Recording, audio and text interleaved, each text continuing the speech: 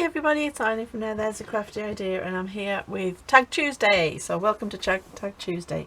So I've decided to do, it's another kind of theme along the naturalist theme that I've been following just lately, because I am getting ready to do the journal, and I just thought maybe we'll do another kind of naturalist type thing.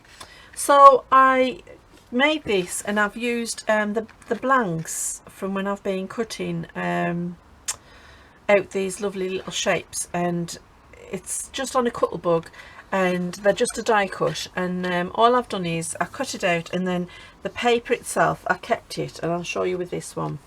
I kept it long, and I was using these to make cabinet cards with, which I'll link the video down below for the cabinet cards.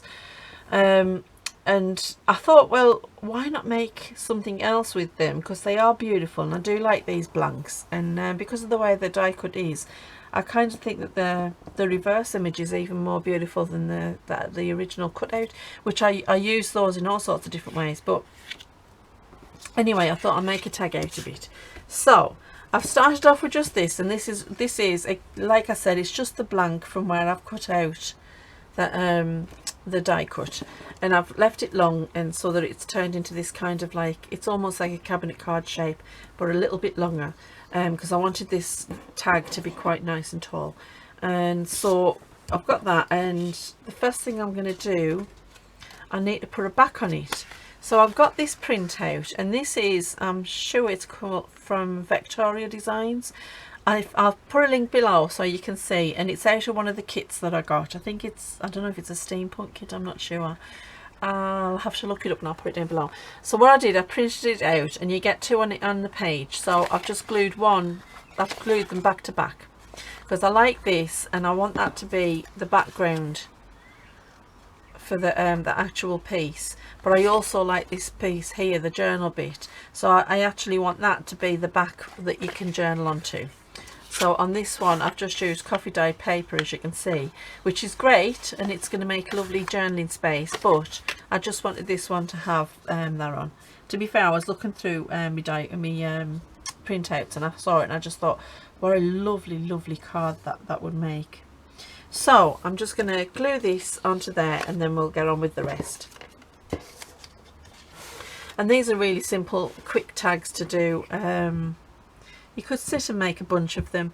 I mean, when I get my cut and die out, I'll gather all my papers up, and I'll sit for hours, well, not for hours, maybe for a full hour or so, cutting out all sorts of different shapes and things, whether I'm needing them or not, because, you know, it's always good to have some die cuts ready in your ephemera folder, because you never know when you're going to need them, and it just saves you from having to get the machine out every time you want to have a piece of ephemera.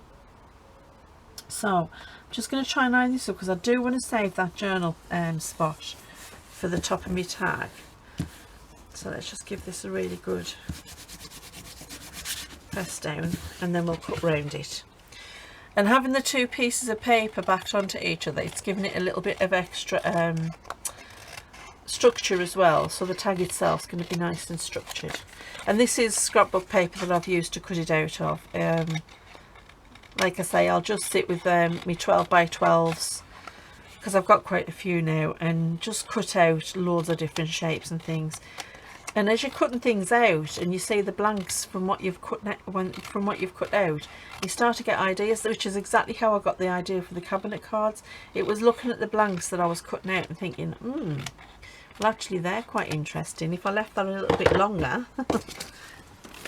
So there we go, that's that cut out. Get all the little crumbs off, there we are. So that's our basic shape. Now I've got a flower, and I've got a specimen label, a field label, and I just want them to sit nicely so that it looks like that's the sample that's being kept. I'm just going to pop the lid on this. So let's get these inked up, and I want to really define this, so I'm really going to put loads of ink around the edge. One, I want it to look really aged, but another reason is I want it really well defined, so that it's really standing out. And when you really go to town with the ink, it almost gives it a shadow effect. See, it gives it almost a shadow effect, as though it's standing out from the page. And same with this one. Maybe it's not quite so hard on the ink, but I do want it all to look very aged. There we go.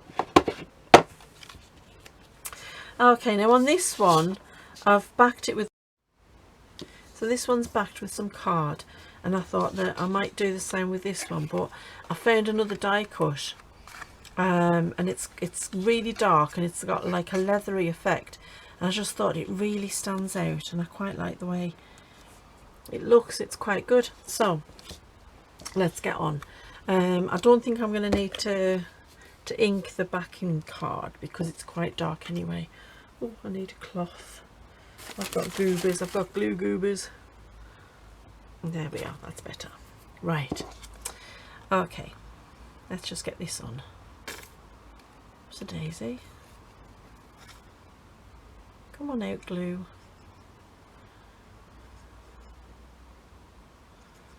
There we go. And that'll just, it's just framed so nicely, isn't it?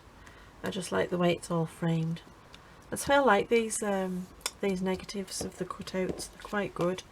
Right, let's get this on. I know it's quite big, but I quite like the look of it. It's good. Again, like I said, just sat with loads of different papers and things. Papers that I didn't think I would be able to use for anything else. And cut out and use me Cuttlebug and all me cutting dies to cut loads of different shapes out. And there you go. They're ready for use when I need them. Which is just about now for this lovely project. Oh, that is nice. And it kind of goes with the overall colour palette. I know it's dark, but when you think it's going to end up a frame, it's not too bad. I quite like it. Let's get this on.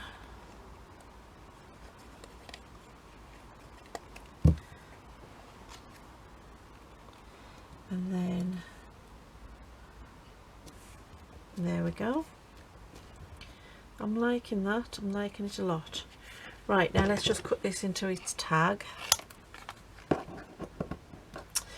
And I've got my little hole cutter, so I'll use that to create a hole. I don't think I've got any ribbon or anything nearby to put on. Let's just give it an ink first, and then we'll see and see how it looks. Oh, see, that really does work well with the inking. I think that looks quite nice. I like it. And that worked out perfect. So you've got journal written at the top. Great. I'm liking them. Doesn't need too much inking because it's already inked. Yep, I like it. Very nice. Okay, so that's them. Let's just give them both a little hole. I'm going to have to be careful with this one because obviously I'm going to be going through the journal, aren't I? Is that too low? No, that's not too bad. It's cut off a little bit of it, but that's okay. That's fine. It's cut into the top there, but that's okay.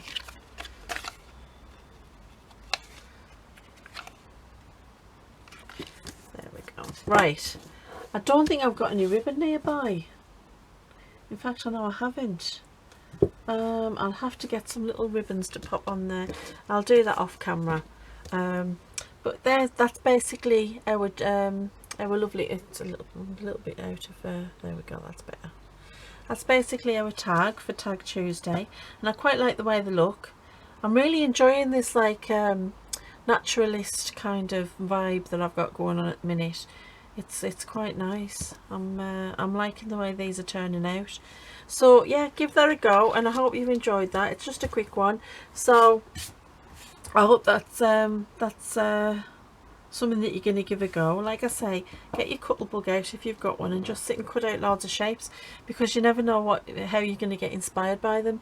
So stay safe, stay healthy, and happy crafting. Bye.